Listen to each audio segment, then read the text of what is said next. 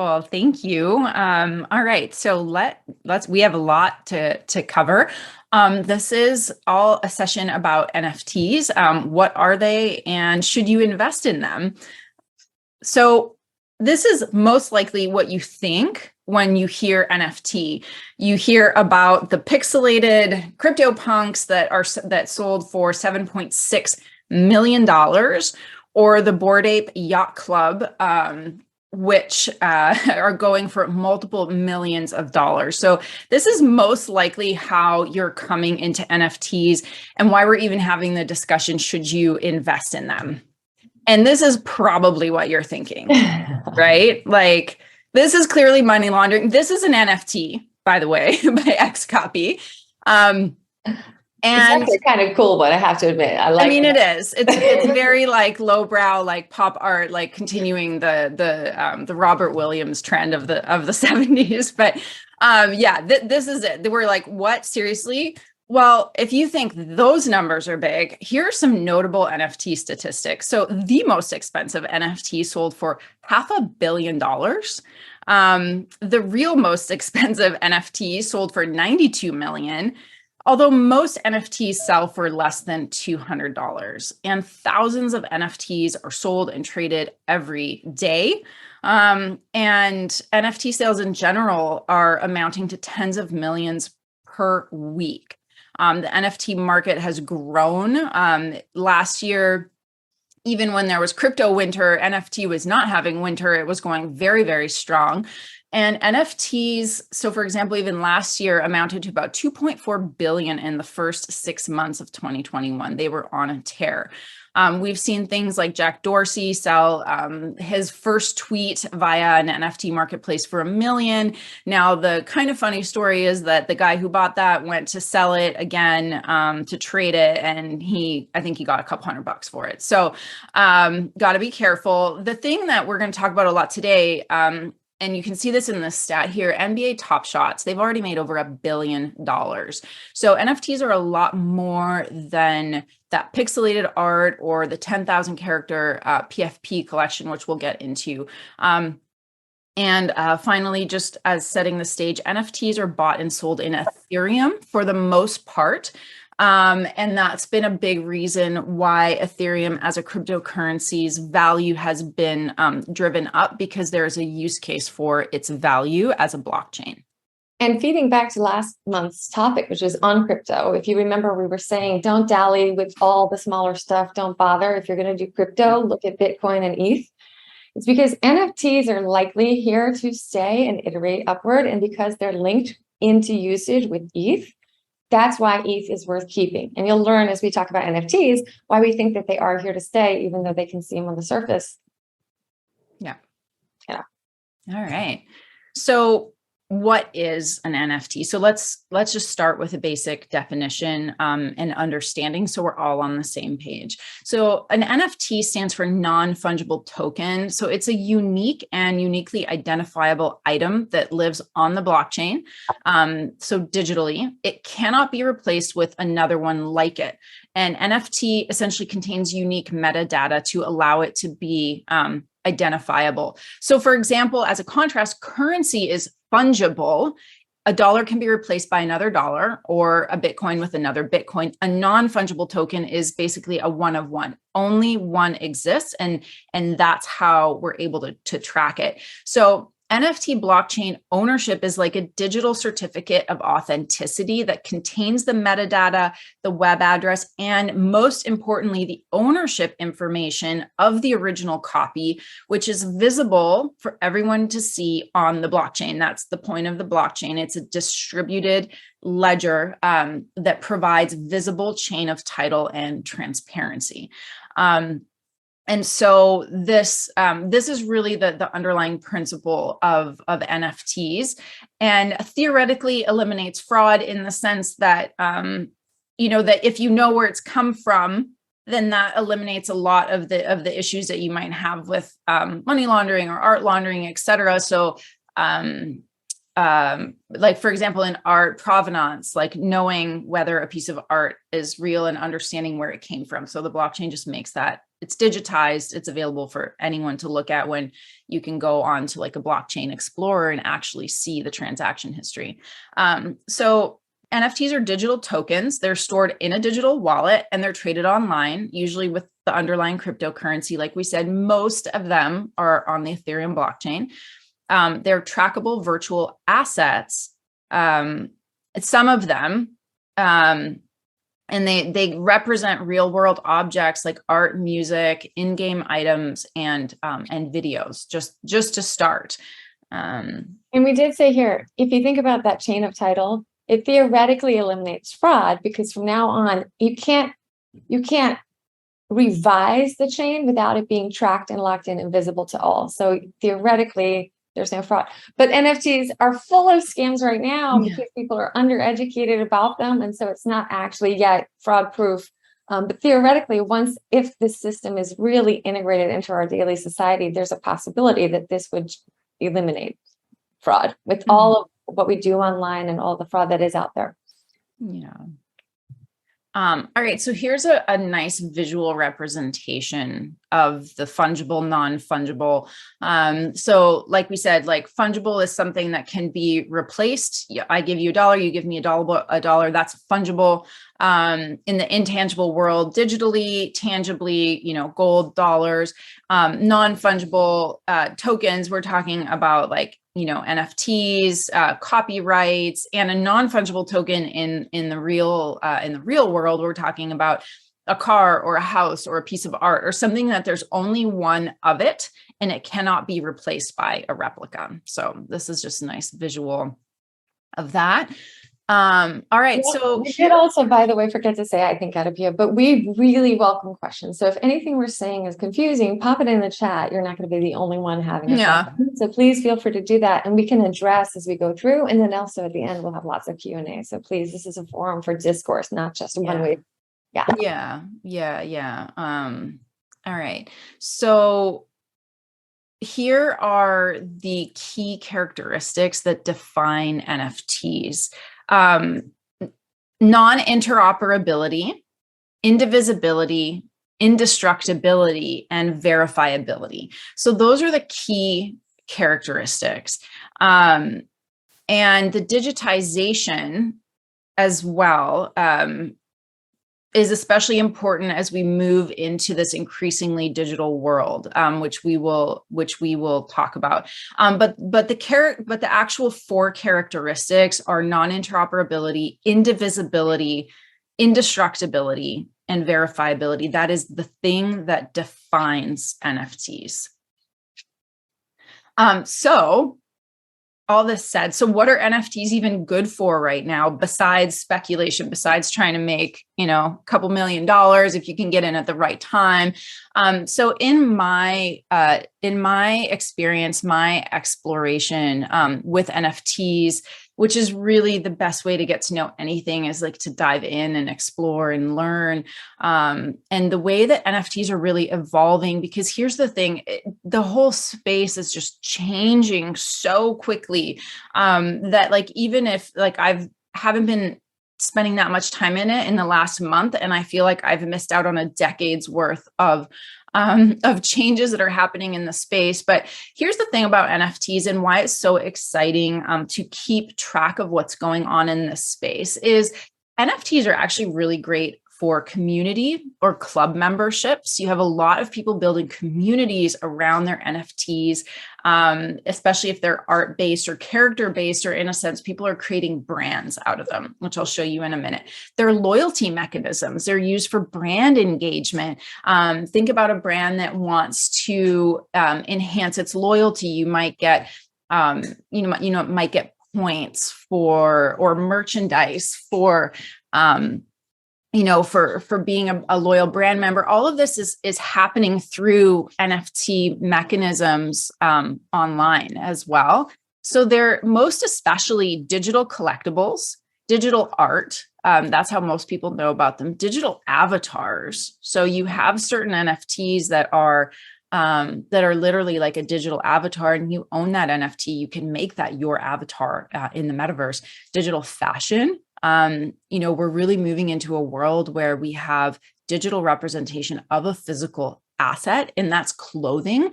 There's some incredible stuff going on, which I'll show you in a moment, which starts to land what I'm talking about.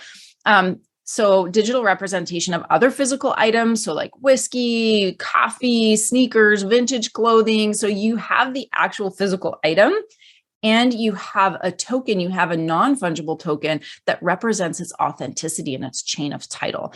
And then I think the big daddy of all of this going forward, and we'll see what happens, is going to be the digital representation and creation of liquidity for physical assets like real estate. So real estate being a $300 trillion asset class, and most of it is non-tradable.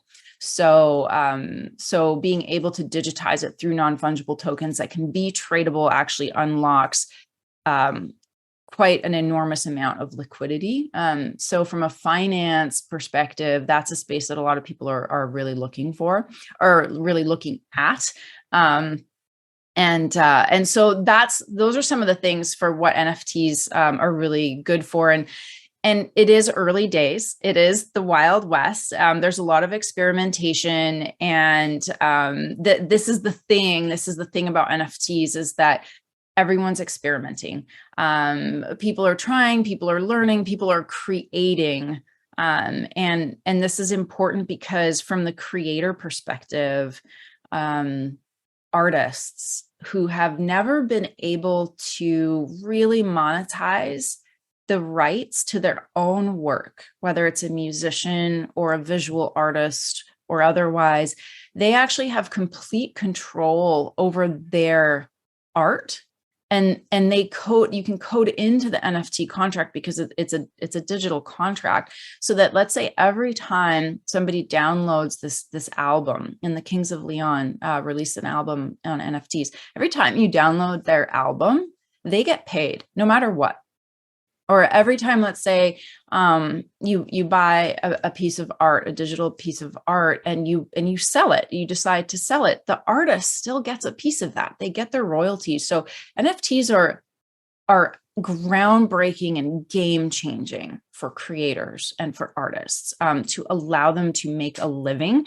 And this is a space I know well because my sister's an artist, and I helped her build a business so that she could make a living with her art. And this is kind of the next step, because there's a lot of copyright infringement in, regular. I mean, who hasn't right mouse clicked an image? Who hasn't used something without copyright? And this changes all of that so that creators, even if it's a penny, but at scale, that makes a really big difference in their lives. And it removes the need, especially for creators who have a direct connection to an audience, it removes the need for a middleman who, whether it's a gallery or a manager or a distribution channel, to like Spotify, to take 50% of the artist's earnings. So it's really beautiful in its core mechanism. And the way it's being used now is this wild, wild west. So it's exciting. And it's also a buyer beware environment, especially if you're coming into it thinking that, it's going to be a quick flip. I'm going to make money. I mean, people do clearly, but there's a lot more to it than the scams, than the headlines that we tend to be seeing. I'd say it's like Vegas, right? There are those couple big winners, but Yeah. there are a ton of other losers in the anticipated, speculative kind of environment of it. And just a couple stats: the anticipated market growth in NFTs just between now and the next 4 years is anticipated to be $147 billion. Mm-hmm. And we think there's going to be 30% year-over-year growth in this sector, which is humongous. A 2021 survey found that 20% of adults are somewhat interested in NFTs, trading them, acquiring them, or investing in them. And then 9% are very interested in NFTs. So there's obviously a lot of buzz. It's on everybody's mind. And millennials are the biggest investors. And I think the reason is they're the first to accept the fact that the future is totally digital or almost completely digital. And we'll circle back to that in a little while. Yeah. Because that's significant. Yeah. So this is where we're going, right? Utility. You'll hear this word a lot when you hear NFTs, and this is the whole like, what are they good for? So that falls under the category of utility. So utility NFTs are more than just digital collectible, although one could say that art or a collector's item in and of itself, that has a utility. For me, I buy a piece of art because I love it. I want to look at it. That's a utility for me. But in general, utility NFTs under this category too, it basically affords holders privileges, rights, rewards that they wouldn't otherwise be able to access. And they can be used to prove and incentivize ownership, build community, and even to protect the planet. So NFT is a technology that already exists, and really, truly, how we use it is limited only by our imagination. So some examples of utility NFTs, if anyone knows who Gary Vaynerchuk is, he's quite well known. He has started his own NFT collection called VFriends, which is a series of NFTs, and now he's on VFriends 3.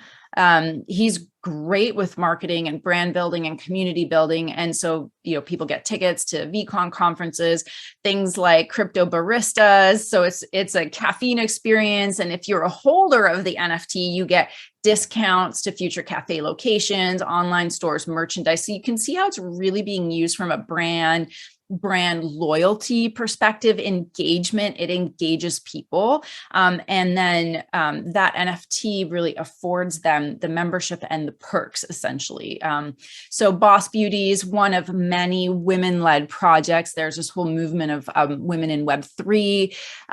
And so these projects, Boss Beauty's World of Women, Wow Pixies, which is a DAO that I'm in. I love them so much. And it's really about seeking to support and educate women to increase female participation in NFTs and Web3. And I'll just do a little soapbox here for a minute. And I want to say that I really love to support women in Web3 and NFTs. I feel like, and it's clear that Web2 was built by men, and I really don't want to see women left out of building Web3. We need more women in the space. And so it's really my honor to support women Web3 projects. And, women really started with their Web3 projects. They started doing things really differently. Like almost every women NFT collection started donating to charity. They were the first to do that. And it's basically now like something that exists for almost every NFT community collection. Things like Gainforest. So it's an international nonprofit based in Switzerland. It uses the blockchain to preserve rainforests. I've seen ones in the Amazon. There's a company called Element United that does it to essentially buy gold mines that are in the ground, but never touch them, and preserve that land instead of destroying it. And in exchange, there's NFT tokens, and they create an NFT tokenized economy for the people that live there, like let's say in Ghana or what have you. And so instead of working in the mines, which destroys their health and their community and their planet, they preserve the land. So these are some examples of utility NFTs. There's again, it's really no limits. There's no limits right now, and it's really exciting. And all right, let's see. So here's if it's okay. Somebody asked a great question about how royalties are tied to NFTs and how they're paid out. And there's an answer in the chat, but there's also a person in our group here today, Gary Cohen, who is literally one of the kinds of attorneys who write and help create these kinds of deals. And he's a foremost expert in this. So I encourage you to check him out. And we've also done webinars where he does in on this. So Gary, it's great to see you. Yeah, Gary, throw your information if you want in the chat so that people can reach out to you, because the legal side of NFTs, which we won't really touch on here, it's beyond the scope of my understanding. That's why Gary advises and just does great work in the space. And so really reach out to him for all things legal and royalty and contract, because it's complex. And so, yes, such an exciting area because it's so new, but all really happening. All right. So here's some more examples. I mean, this is amazing. I could have filled like 30, 40, 100 pages with this. So of course, fashion brands go first, in my opinion. I mean, they're the first to really, especially luxury fashion brands, really know how to engage. Like they know how to build brand loyalty. So Gucci, first to market with NFTs.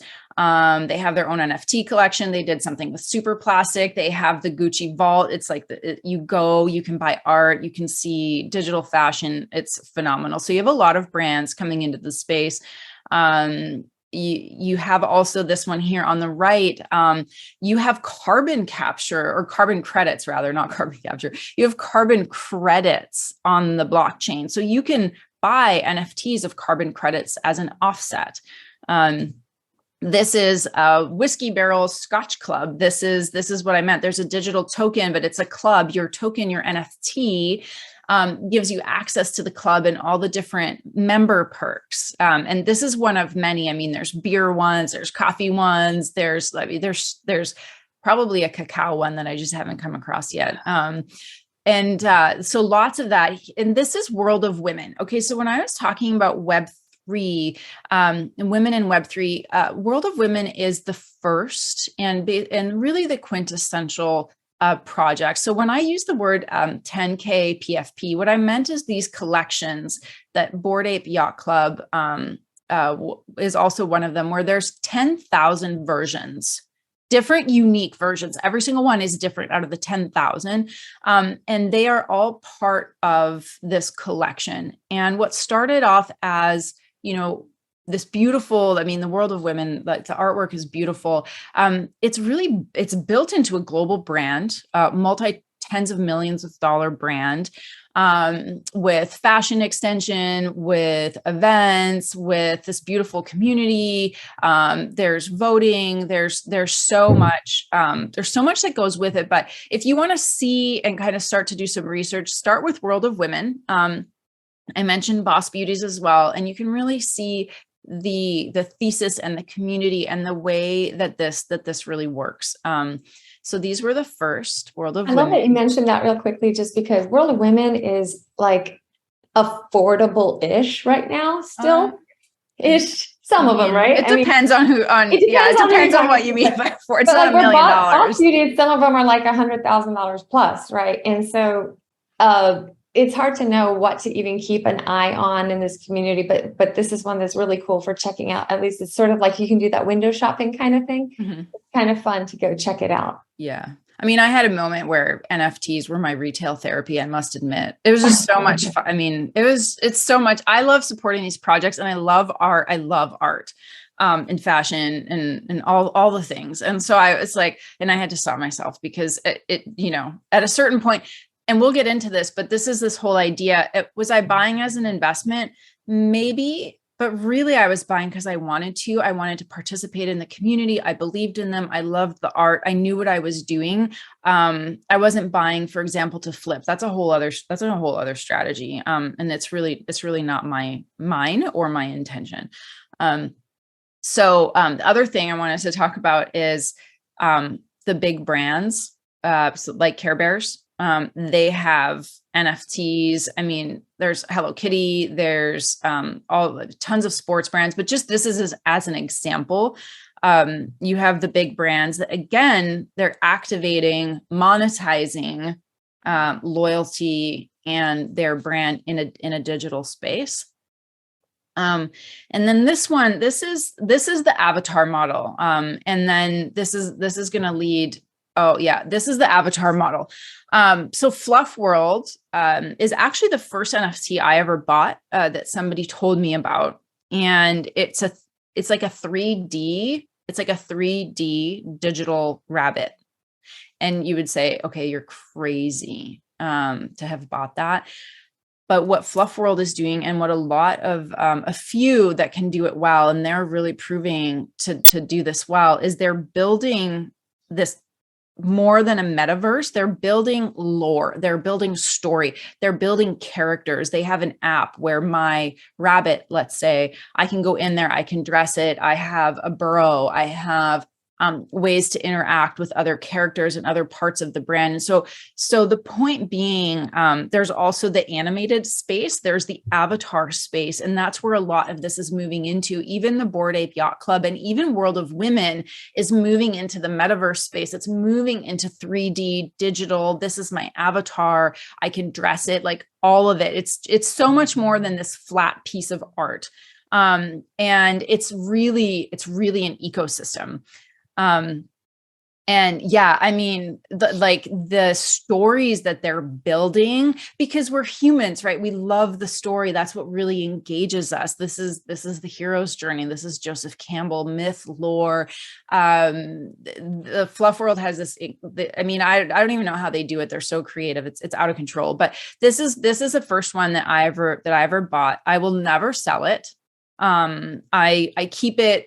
I don't really do much with it, to be honest, but I'm in the Discord. I know what's going on and what they're building. And here's the thing with projects, with creators, is that the more they build, the more value they give you as a holder of that, call it an asset, of that NFT. And the more that you participate, because it's open participation.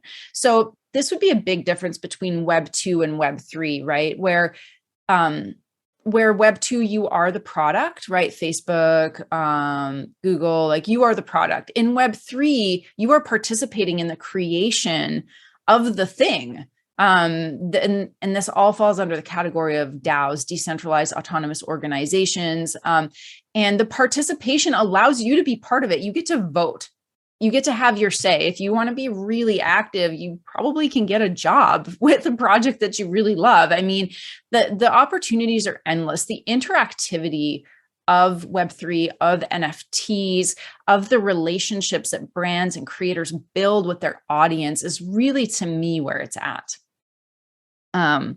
So here's another thing I wanted to show you. This is the fashion piece. This is where NFTs are going with the digital and the physical.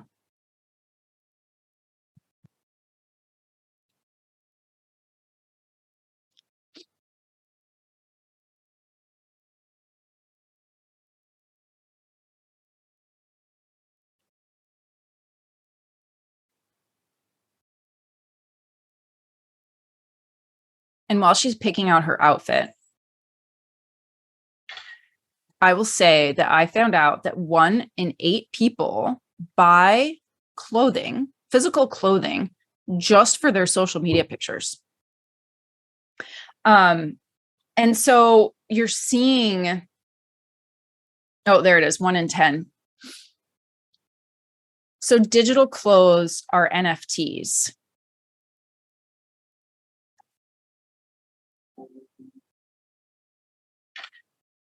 So then that picture can go on your social media because that's you.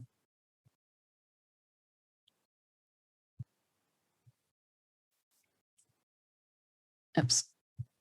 Let me get off of this. All right. So this is, I mean, where we're going with NFTs in the digital space is unbelievable. And it's all pointing to one big, giant place called the metaverse. Yes, exactly. So thinking about why this is worth paying attention to, as alien as it might seem right now, and it seems so surface, is if you take it, just if anybody has kids and you know what Roblox is, okay, it is a game that has over 150 million users, half of whom are under the age of 13. Remember, these are the adults of the future, right? They're playing this game. I know my 2 daughters love this game, and they run around in this, for now, pretty tacky looking digital avatar, and they customize their outfits, and then they have little fashion shows, and then they vote on who they think is cutest. And there's all these little things that you can do, right? Okay, well, think about this. That's fun for them to do because that's fun to do, right? And that's what we all kind of do. It might seem silly, but we all like interacting with other human beings, and doing this in the metaverse, in a virtual world, where right now is like a part-time thing. When you look at what Facebook is doing with Meta and where they're rolling it out, and we're already meeting via Zoom right now. We're meeting digitally right now. Yeah. So we're not that far from the next step up, where what my little kids are doing gets advanced. Their outfits are no longer hokey 2D. They're what you just saw on the previous slide, sophisticated outfits. Maybe they're labeled, right? So you can sort of see it starting to work. And I think Roblox is 100% onto this. For example, as of April, you can now use Bitcoin and other cryptos to buy credits, because my kids will come to me and be like, hey, mom, can I please have $8? I just want to buy this really pretty hoop skirt and other thing, blah, blah, blah. And I'll be like, well, did you earn it? If you have it in your allowance, sure. Or you did those chores. Okay. So they'll take my real money, my $8, spend it in Roblox with Robux, buy the things that they want, and then parade around and interact. They're already doing that. There's a lot of money going into Roblox already. Okay. Now Bitcoin and other cryptos can be used to buy those credits. And then look at the last 5 acquisitions by Roblox. Okay. I have the names of them, but I won't bore you. Suffice to say, they're spending hundreds of millions of dollars on tech that lets you celebrate with each other through emoji, sounds, video, and live voice chat. Which, think about what you do today. I write Adapia to be like, hey, great job at that webinar. I send her a chat and an emoji. I'm doing that. I'm an adult and I'm doing that. I'm not a kid doing that. I like my emojis, right? Building cognitive assessments that measure how people think, not just what they know. They're looking at your eyeballs and your behavior now. They're looking back at you as you play that game. Do you think they're going to stop doing that? That is so valuable when it comes to advertisement, when it comes to sales. Then building computer vision and virtual reality. And then this is key, to transform one single selfie of yourself into a fully expressive 3D avatar. So think about how much fun that would be when I can go to my virtual meeting with you all with my selfie, and I could be wearing my sweatpants, but then I can doctor up my selfie, show up to you all in the metaverse wearing the outfit I chose, and you're all going to do the same thing. You don't think we're going to want to do that? We will. We'll want to do it. So think about it, and then think about the fact that they know this, and they're thinking, I think that they know this. And there's even a quote from the senior member of the Roblox community, and he's like, we want to do whatever we can to enable NFTs. Why wouldn't we? To the extent that it creates more value, that lets people come together in more interesting ways to provide value. Yeah, so it's there, and they're thinking about it, which is, by the way, and we'll have another session in a couple months about stocks. I am tracking Roblox stock. I am deeply tracking Roblox stock. In this case, one more thing.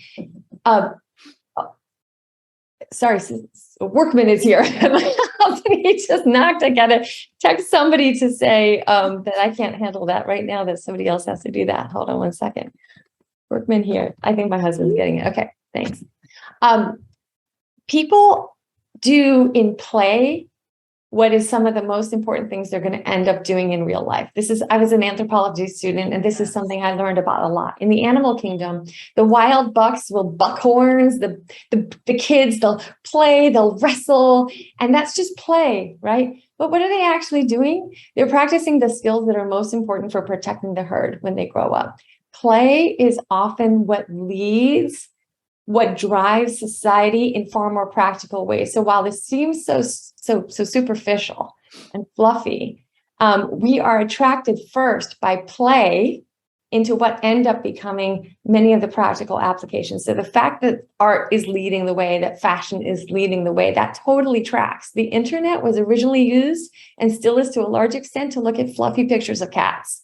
Mm-hmm. Okay, but it can land spaceships on the moon. So we can't discount the fact that right now this is all being led by play and think that it's going to go away. What it's simply doing is kind of like that spoonful of sugar that lets the medicine go down. We're going to all get drawn farther and farther, most likely, into the metaverse, and we probably won't even realize as it's happening. It'll feel so natural and fun. Yeah. So in terms of what is the metaverse, it's basically a lot of different things. It's evolving. So even definitions of it will really all vary depending on who you're talking to. But based on the World Economic Forum in February, which is a pretty significant source, they agree, just like Roblox is investing in VR, AR, and brain-computer interfaces, they agree that that is what the metaverse is going to be all about. So you can see that Roblox is just a microcosm of what the metaverse can become once we all start to participate in it more.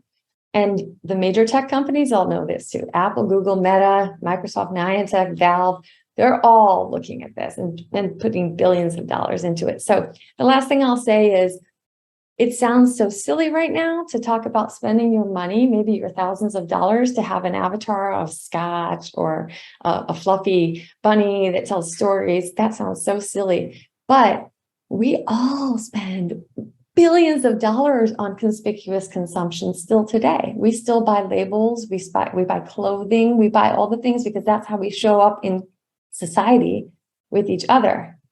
So when we are in the metaverse, what makes people think they're not still going to want to show up and express themselves? So when the time comes and the metaverse is where we meet, we'll buy those NFTs because that's how we dress ourselves. Those are our status symbols. We do it today. We just do it right now with physical objects. Yeah. And brands and companies. I mean, I think of the metaverse in this in like, I have all of this that Jennifer said, and I think of it as a gigantic advertising platform. Yeah. I mean, it's all about, I mean, our world functions on economy, and it's a digital economy, and that's really, it's already there. Now it's just going there in a much bigger way. So let's see. Okay, so here's a few more high value business use cases. So verifying authenticity. So authenticity of goods, of provenance, is the cotton that was used to make your clothing actually from, not a slave trade labor, even something like that, like even just supply chain. You can think about supply chain, identity verification. So, oh my God, if my dental records were on the blockchain and I had access to them and they're mine. So that's another big thing about Web3, right? Is really the ownership of our own information. And brands can pay us for it instead of the other way around. But like verifying identity of anything, and also like verifying our own information. So my medical records, my dental records, whatever my records are, that can be seen from anywhere. So that I don't always have to get x-rays maybe every time I go to a different dental office because they don't have them because the other ones do. So financial transactions, this is like huge, gigantic financial transactions through NFTs. That's a big space that you'll see a lot of. The number one in NFTs you're going to see is going to be real estate transactions. So voting on the blockchain, this whole voter fraud situation that's out there. What if we were voting on the blockchain and really had transparency? This is possible. This is happening. Event ticketing. So your NFT is your ticket.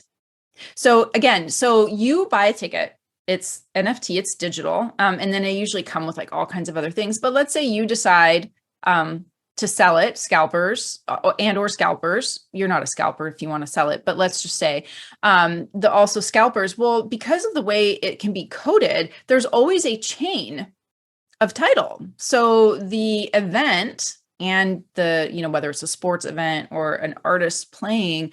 So every time that NFT trades hands, they can code in that there's a fee that goes back to the artist or the team or what have you. And so it's not just the secondary market that's making money, I guess is what I'm trying to say. It's also the primary, like the originator of that thing. And property title tracking. So not just the financial transaction of an NFT or creating liquidity through fractionalizing real estate ownership, but property title tracking. It could be a digital representation of your property title. How long does it take to get a mortgage done? Because of all of the slowness that happens on the back end with escrow and title, most of the time it's title. Well, if that's all on the blockchain, then that's your property title. It's there. It's not that it's different than what you have here. It's just represented digitally. And it just moves faster. You don't need the middleman anymore. That's what smart contracts are for, which Gary can tell you all about. This is smart contracts. It's where things happen without a middleman because it's coded into the functionality of the NFT. As we're thinking about all this, the other thing I realized last night after we were putting the final touches on this, and I was realizing in the future, it will be possible, because I know people currently in LA that are working on this kind of thing. Once you've got event ticketing and voting and all these other things all ironed out, right? It will be possible to hold virtual concerts for celebrities are giving private VIP concerts. There's a project right now with the guy that does Family Feud, which is one of the most popular game shows right now, where he can go into your living room and play a game with your family. So imagine eventually that you can use NFTs to tokenize the appearances of these artists that we love, the participation by the fans in these virtual private rooms. You dress the way you want, it's all there for you. And then imagine how useful that is if, for example, there's another pandemic where, I'm in the entertainment industry and I know people who are in all that world. And when there's a pandemic, the billions of dollars lost. So the utility, when you talk about why they're going to finally want to make all this happen, it's not just play. There's real money in it too. And there's utility for human beings, because it's kind of nice sometimes that you can go to a concert and you don't have to be around other people, but you still get the intimate experience. So people will probably want it. Yeah, absolutely. All right. Well, if you joined us last month, we showed this slide as it related to Bitcoin and, cryptocurrency in general. So remembering where we are, the S curve, the adoption curve, it's called. So societal adoption of disruptive technologies is not linear. You can see here this curve, which really, it flattens out at a certain point when it's ubiquitous. Like everyone has an iPad. I mean, everybody has a digital phone. Everybody has a mobile phone. I don't even know what to call them anymore because they're just our phones. So that's the flat line right there. But where we are, everything starts with a lot of uncertainty, a lot of chaos, a lot of creativity, a lot of fraud. I mean, everything. People study historical finance, and fraud has existed since the beginning of humanity. I mean, it just takes place through different media, right? And where we're at with this technology adoption curve is we are just getting started. And so we're down here at the bottom. And that's really important to know, because there's also no certainty. And so the more comfortable we can become with the uncertainty and know that we have to really rely on ourselves to do the research, to do the work, to truly understand it, that's empowering. So that when we go to make a decision, whether that's I want to buy this because I want it and I like it, or I'm actually going to invest in this thing and I think it's going to appreciate in value, we're coming from an empowered place of knowledge as opposed to, FOMO. Here. Oh my gosh, so well said. Yes, Adapia, truth. Preach. That's so important to me. Oh, yes. Is there real value? Connect the dots with your critical thinking and decide for you, is there value? Don't let someone else decide for you. Use your own tools. Yes. So we wanted to frame this too in terms of where is this in the spectrum of the 12 topics that we're covering this year, right? Mm-hmm. Think of NFTs as even more speculative than crypto right now, because it is such early days and especially with there being this crypto winter and everything else. And there's so much, I know the people who are working behind the scenes at the highest level, working with the celebrities and the business managers trying to get these NFT deals really off the ground. It's going slowly for various reasons. A lot of the celebrities are afraid to stick themselves out there and then look dumb if nobody else is going to do it. There's a little bit of that going on. There's complexity in that the advisors don't all understand NFTs, but those people are plugging away at it. And I would imagine in 2-3 years, you're going to start to see all that really happening. And then things will start to accelerate. And at that point, it'll be a lot easier to see, okay, well, this NFT might have some value because you're going to recognize people and brands and you're going to have your own judgment about it. It'll be easier to pick stocks. Right now, it's like they're all white labeled. They're all kind of anonymous to some extent. So it's pretty tough to pick the winners unless you want to go down a major rabbit hole. I know Adapia has been amazing at that. And you can go into exchanges like OpenSea and LooksRare. And I'm sorry, Adipia, if you wanted to talk about this because No, you're good. It's just like, okay. this is where we go to do the thing that, is the buying and the research. So those are just examples of where you can buy like a lot of the NFTs that we might be more familiar with. Yeah, like if you wanted, I remember I did a shout out and said, I think that the world of women are really, really cool. And you just go to OpenSea.io and then you can start to look at world of women and you can start kind of window shopping and you just start to look at them and then you see the pricing and you don't have to go really far into it if you don't want to. But then if you really want to, there are ways because you can get into those discourse channels and everything else and really get into it. If you have inside scoops, like we were saying, then you definitely have an edge because if you happen to know the people who are going to be dropping it's dropped, right? Dropping.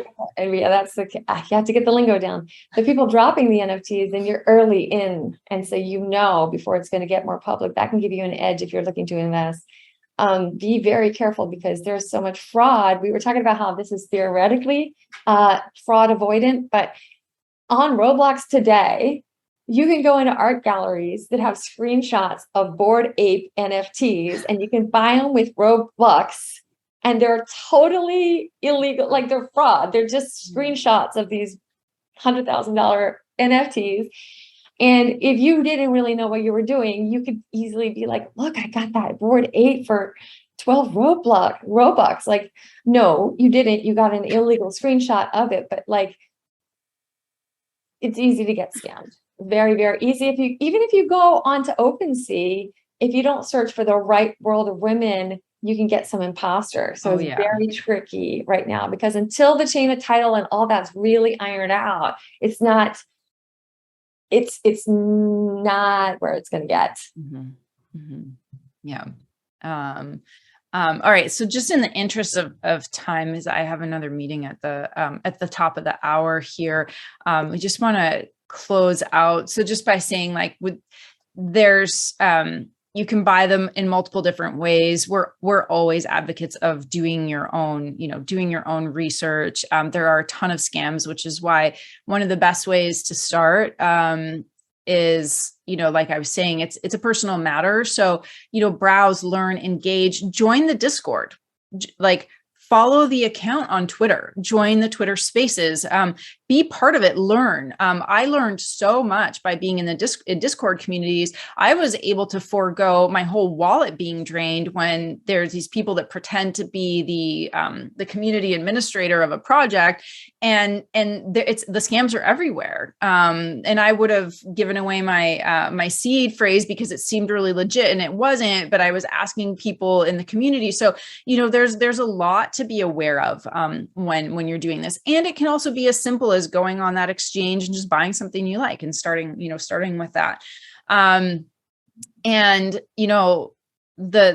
last thing Jennifer mentioned, this is like learn the lingo, and so just be aware, right? This is the lingo.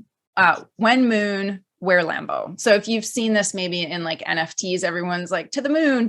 I mean, they do it in crypto too, and so you get this like crypto bro culture. It really is. It really is called that, and it comes from that. Like this idea of the pump and dump. It is a real thing in NFTs. And then the Lamborghini is like a real thing with people that made all kinds of like crazy, stupid money with NFTs, especially in the early days. And so you have this is how some people think about NFTs. So if you hear, when moon, and actually it's when without an H, that's actually like the proper way to use that word. That's some of the lingo. You'll get into it. It's really fun. It's really engaging. And maybe you get a Lamborghini if you're good. All right, Jennifer, do you want to take us home on this? Yeah, really quick, because I want to get the Q&A if there's anything. Listen, it's like buying art. Adipia has always said this, and it's so true. If you buy it because you think someone else is going to like it, you could easily end up with something that's not worth anything at all because you were doing it for something outside of yourself. So buy it because it makes you happy to have it right away. And at least then it was worth the purchase, right? Even if it's just a consumptive purchase rather than investment purchase, that's the best way to guarantee your satisfaction in this sector. And then if you start to discern, then that's fine. But there's some work that goes into that. We're definitely in a winter, so that could be a good area for exploration, right? When it's winter, things are cheaper. It's a great time to start at least looking around and stuff like that. It is definitely, it's definitely really important, like Adipia said, not to not to let the hype be what drives you, because there's scammers out there. There's all of that stuff. Like it's just too early. So you just stay really attuned to your own self. Yes, these are all going to get regulated. Oh, for sure. And the SEC is watching this right now, and there's already conversations going on about it. So they're hurrying and hustling to capture this, because they're quite on to what the significance is of this if it does leave the depot. And they want to get it before that train is off and running. So expect quick movement on that. And it is a joy-based sector, which is really beautiful. It's inevitably connected to creative work. And that all stems from joy. So that's really cool. It's not dry the way a lot of other financial products are. Certainly insurance, right? It's super dry, and that's my sector. So you can enjoy that, and do put it in sort of that mental category of retail shopping in a sense, which has a place in your budget. It should. Mhm. That's the spend bucket. Yeah, The spend the bucket that we talked self-expression about. bucket, Yeah, and that for that reason, by the way, this is not meant to be 90% of your portfolio. No, God, no. Don't do that. Don't do that. That will say with like, I don't like give advice or anything, just like given what I do for a living with like real estate investing. But like, I will say like, don't do that when on things like this. It's really important. All right. So last thing, we love to just end with this. Women, we're here to help you learn and better understand financial concepts. It's so important to build that for yourself. It includes investment opportunities. It includes things like NFT retail therapy, or just knowing to pay attention to this in a different way. And overall, we really want to empower women through financial literacy, to get everyone into working instead of working for your money. We're all really good at that. We know how to work for our money. We want our money to work for us. So in the context of NFTs, if you have your hard-earned money and you put that in your discretionary bucket, fine, right? It'll replace something else you might have otherwise bought. If you're looking at this as an investment and it goes in your investment bucket, then it requires a different approach, a different amount of research, but ultimately we want our wealth to build and grow, to sustain us, to be what we are really here and meant to be.